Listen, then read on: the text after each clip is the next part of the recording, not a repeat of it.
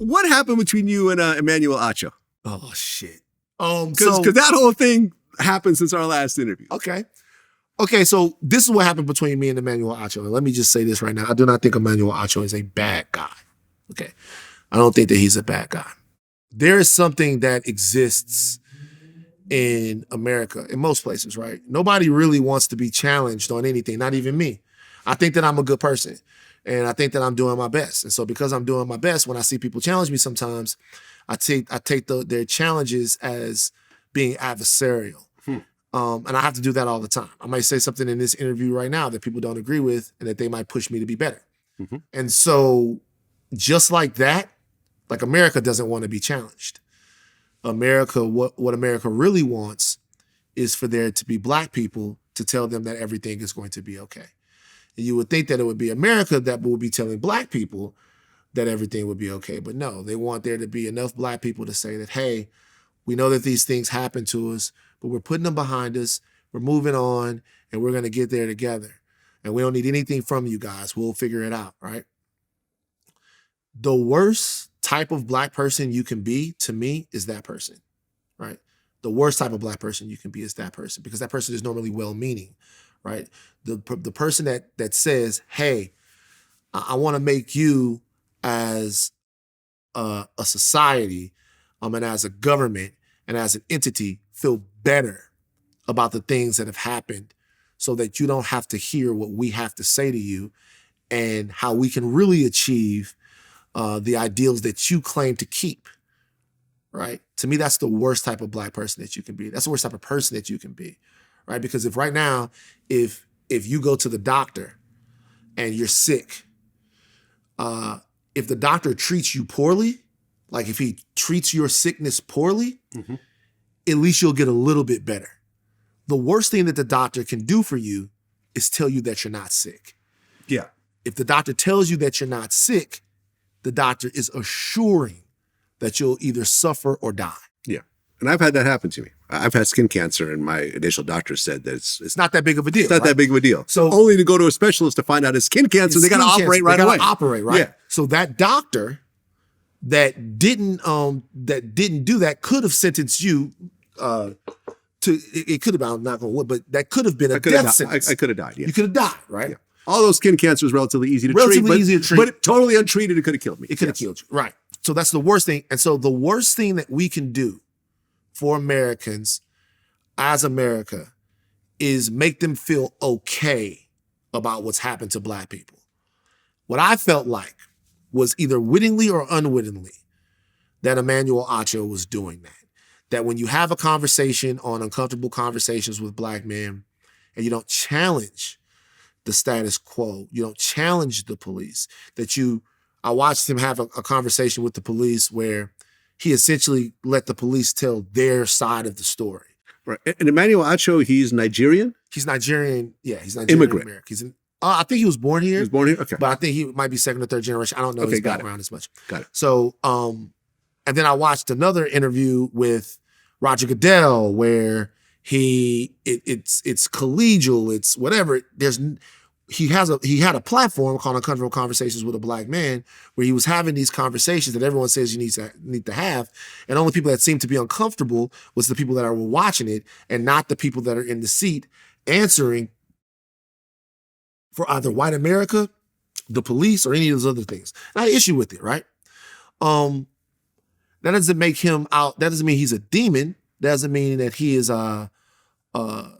somehow a part of a cabal of people that are trying to erase progress. That just means that I didn't like that shit and the way that it was going. I looked it up. He actually was born in Dallas to Nigerian parents. He's from Nigerian Texas. Immigrants. Nigerian immigrants. So he's from Texas. Yeah. And so when he was coming on the podcast, he's a friend of Rachel's, my co-host. Mm-hmm. When he was coming on the podcast, I wanted to have a conversation with him about that, about what I feel like the responsibility of Black people is to be able to challenge things like this. And I want to make sure that people understand this about me when I say this. I have been a white man's nigga before. I have. Meaning that when I first got to TMZ, I was concerned about being on television. I've always in my life been deeply, deeply invested into the condition of Black people in this country. Anyone who knows me will tell you that. I've always been that way. When I first got to TMZ, television changed me a little bit early on. Television changed me because what I was trying to do was be the cool Black guy in that room. I really wanted to be. I wanted to be the cool Black guy in the room. I was a part of a television show. I'd been in LA for around 5 or 6 years at that point, and it was a huge opportunity for me at that point. And so I let my guard down a little bit. So I went from and if you do that, if you let your guard down in order to get along with white people or go along with white people, you are being a white man's nigga. There's no doubt about it. You are, okay? I wasn't purposefully doing it, but it was happening anyway because I wanted to be the cool dude. I wanted to be the one that talked about rap, the one that talked about this. I wanted to be all of that. What ended up happening was the situation that I was in there sparked inside of me the need to be disruptive there. As disruptive as you can be. Because to a degree, if you're there, right? But when I looked around and saw that I wasn't in a room full of avocado toast eating Hollywood liberals where it was all good, I realized that even though I had left Louisiana and come out to LA, I wasn't in some utopia. I was in a place that had the same types of issues that I was already used to. And so, Van, you got to be yourself. You got to be Van. You got to be Van. Whatever damage you've done to your reputation for some people, for who you already were, it doesn't matter. You got to be Van. You have to be Van. All right. So I ended up being Van, maybe a little bit too much Van. And so, it didn't work. It didn't work out in the end. But, I found my voice. So when I see a situation where I feel like someone is unwittingly doing harm, I understand what it feels like. I understand that sometimes you don't mean it. And I understand that sometimes it comes off to other people differently than it comes off to you. I've been there. So when I talked to him, my approach was probably not as genteel as it needed to be, but it was to let him know that, hey, you have an opportunity to really penetrate a part of American society and culture that I can't get to because they already know that I'm angry, right? Where things went left is that he said that he was better equipped to have those conversations because he didn't have generational trauma from slavery. Because he is Nigerian American. Nigerian parents, yeah. Because the proximity that I have to the experience in America that makes me want things to be better, which is slavery, Jim Crow, being a Southern Black man, that in some way weakens me to ask for my freedom in a way that he's not weakened, that he has a stronger, better way of doing it because he doesn't have that type of deal. That doesn't work. That is not only divisive, but it's idiotic. And it actually does a disservice to his own ancestors and where he comes from and the generational trauma that I've come to learn about that existed on the continent and what colonialism and imperialism did to those people and how things are even there now. But when I heard it, what I hear sometimes is what a lot of Black Americans hear is that I'm not from here, so I'm better than you. Let me talk to them about you. Let me talk to them about what you've gone through. I don't need nobody to speak for me. Like what I need is for you to speak with some power, some authority, and some intent. And we can talk about what the ways that are. We can talk about ways that I speak that are less than productive. We could talk about ways that I speak that might not be far enough for some people. 10 people are going to watch this. 3 people are going to say Van is a coon. And the other 7 are going to say Van needs to calm it down. Or 3 will say Van needs to calm it down. And then in the middle, you're going to have other people that say, hey, Van's doing too much. It's like, whatever. It's the way that it goes, right? I was unfair to him in that I went on the attack rather than try to pull him into my tent and have him understand where I was coming from. I don't think that Emmanuel Acho is a bad guy or that he means black people harm. I think that he, like he said during that interview, is doing it the way he thinks that it needs to be done. What I would caution him or anybody else from doing is othering yourselves from a group and then saying you're speaking for that group. Othering yourselves from Black Americans who are the descendants of enslaved people, whether you call that ADOS, FBA, Black, Louisianian, from Tampa, Florida, wherever you're from, right? Othering yourself from that group and then saying you need to speak for that group. Because what's been happening to that group of people since we've been here is somebody else has been telling us what we need and who we are. And I am not prepared to let anybody do that, even if they share the same skin color as me. That's deep. That's definitely deep. That was definitely a very involved, expansive answer to my question.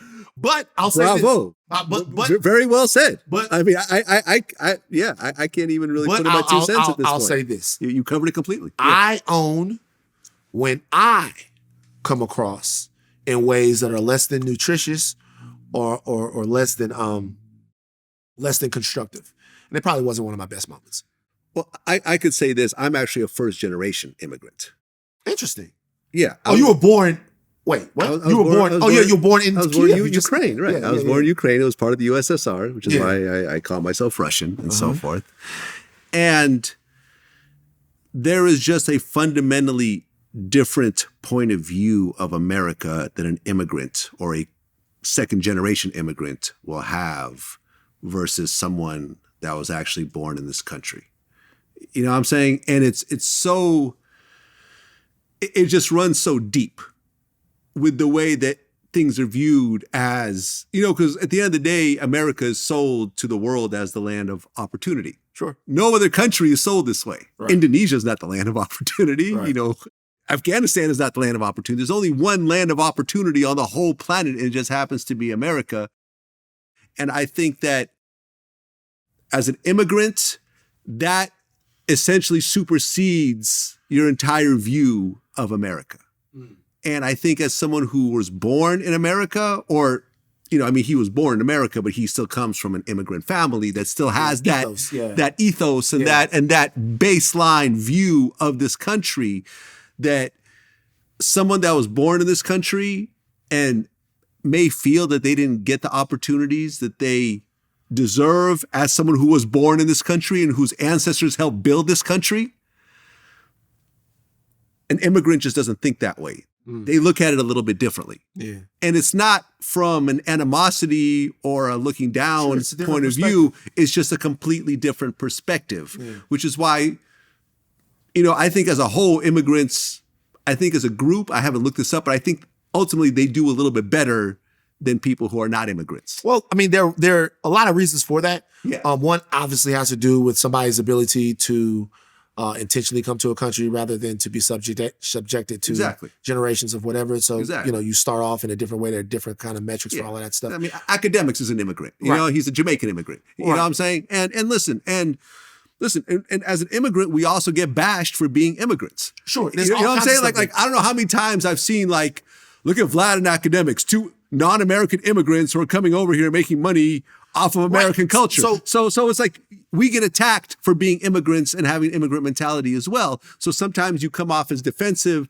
and so forth. And then sometimes people think that they're better than exactly. So I personally don't think that I'm any better than anybody, but some people do think that they're better. So what I would say then is, like, even within the diaspora, even within people, I just did Africon last week, and man, I said when I was up there doing Africon, like, I want to be connected to Africa. I want to be, I want a part of my story to be my ancestry. Mm-hmm. When I talk about my ancestors, I'm specifically talking about the people that were enslaved here, that made the sacrifices they made so that I could be a part of American culture and have whatever amount of freedom I have right now. But I want to be a part of the deep lineage and the importance of African people to this world. African people invented vaccination. I want to be a part of the people that invented vaccination, that figured out how to slow down smallpox. And even a story like that, right? Give you an example real quick before I go about how cutting somebody's knowledge of self off affects the entire world. Okay. So what African people have meant to the world has been downplayed, right? And because of that, people feel cut off from things that are inherently theirs or that they had a part in making. So when we have a conversation about vaccination, and I'm not pushing anything on anybody, you do whatever you want with your body, right? Like read a pamphlet, read a book, whatever, do whatever you want with your body. You'll hear somebody say, a white man's vaccine, white science, whatever. Okay. That's because they don't have an understanding of the part that their people played in vaccination. Edward Jenner, who is the father of vaccination, who is so-called, from England, had a process done when he was a kid called variolation. Variolation is when you take, you get variolated, you take parts of smallpox, right? And you give it to somebody, take a little bit of pus from a smallpox scab, and you give it to somebody when they're a kid. They might have a smallpox outbreak, but then for the rest of their life, they're immune. Mm-hmm. This was done in Africa as variolation. It was done in India and Asia as insufflation. You take the scabs and you smoke them. Okay, so Edward Jenner gets variolated when he's a child, and he doesn't get smallpox. All right, so he knows that. There are records of slaves over here in America variolating their owners so that they don't get smallpox, like saving the lives of the people that enslaved them. It's a way that African people figured out how to slow a disease that was killing hundreds of millions of people. All right. So Edward Jenner then says, all right, well, if that works for smallpox, I wonder if we can use it and add technology to it. So he sees that milkmaids that work with cows, they would get cowpox. Cowpox was a more mild form of smallpox, but when they got cowpox, they didn't get smallpox. Vaca vaccine. Vaca, that means cow. Okay. So what he did was he took he took somebody, variolated them using cowpox, and then they didn't get smallpox. He watched the kids. They didn't get smallpox. Exposed them to smallpox. They didn't get it. All right. After that, he found a way to take animal parts of the cow, put it with whatever he needed to, and all of a sudden, he invents a smallpox vaccine, something that you can give to somebody. By 1980, smallpox is eradicated. Here's the thing. From the time that he did it to the time that smallpox was eradicated, technology had changed. But the idea and the use of the natural world to spread and stop a disease came from African people. And because they're cut off from their science and what they've been able to do in this world, it's easy for someone to say, hey, this isn't for you. This is from somebody else. Then comes a time where you need them to take a vaccine. And they say, no, because we don't trust the government. Not that they should. I'm not pushing a vaccine on anyone. I'm not saying anyone should get any types of vaccines or do anything like that. But what I'm saying is, don't think that's not you. Don't think astronomy isn't you. Don't think all of these things aren't you. They are. And what happens is when we get into pools like this between Black Americans and people from the continent, where things are divisive, what we're really doing is splitting our history. So don't tell me you're any better than me, and I won't tell you I'm any better than you. You could listen to 21 Savage, and I'll listen to Burna Boy. If we're the same, let's be the same. But if we're not the same, then get the fuck out of my way like everybody else. That's how we're going to end it. Man, Lathan, always a pleasure. Until next time. Appreciate you, buddy. Peace.